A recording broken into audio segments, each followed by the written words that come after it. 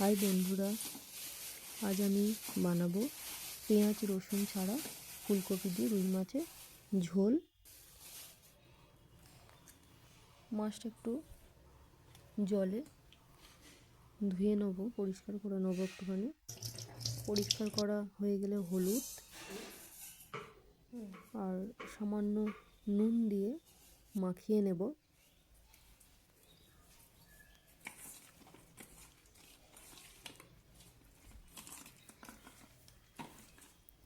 মাখানো হয়ে গেলে কড়াই গরম করে তেল দিয়ে মাছগুলোকে দিয়ে দেবো।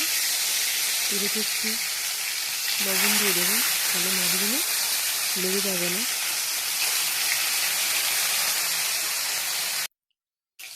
এবার এক পিঠ হয়ে গেছে, উল্টে নেবো মাছগুলো।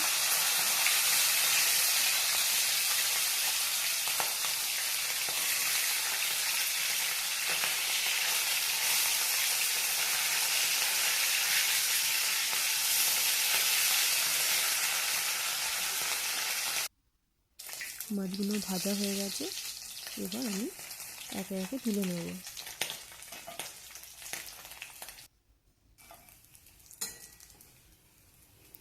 ওই তেলেতেই আমি আলুগুলো ভেজে নেব।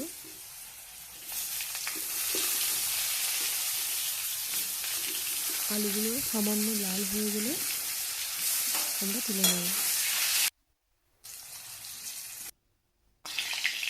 আলুগুলো সামান্য লাল হয়ে গেছে, এবার আমি তুলে নিচ্ছি।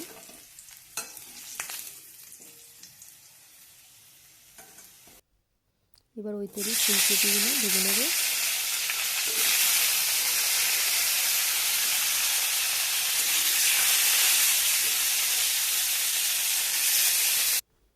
ফুলকপিগুলো ভাজা হয়ে গেছে, এবার তুলে নেব।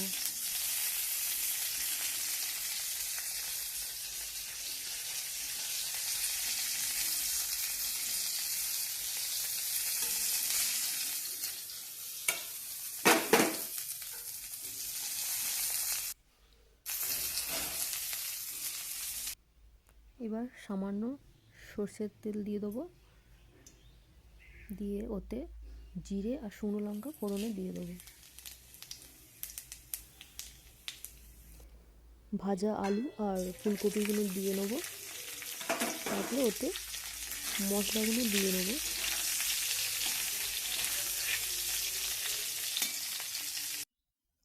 মশলার মধ্যে আছে জিরে, ধনে, হলুদ, আদা, কাশ্মীরি আর দুটো কাঁচা লঙ্কা। এবার নেড়ে নেব।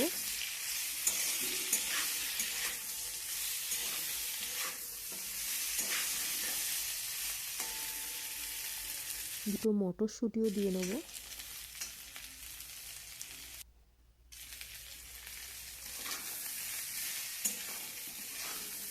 এবার একটু কষিয়ে নেব।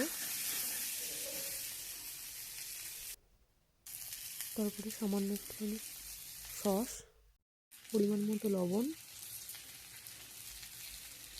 সামান্য ধনে পাতা দিয়ে একটু করে সামান্য নেড়ে নেব।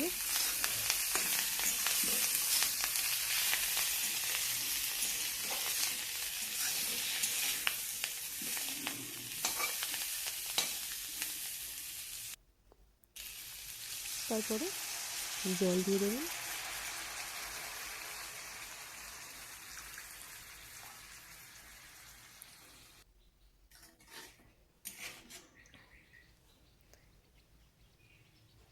এটা ততক্ষণ ফুটুক, এবার আমি নামিয়ে নেব। আমার ফুলকপির তরকারি হয়ে গেছে রুই মাছ দিয়ে পেঁয়াজ রসুন ছাড়া।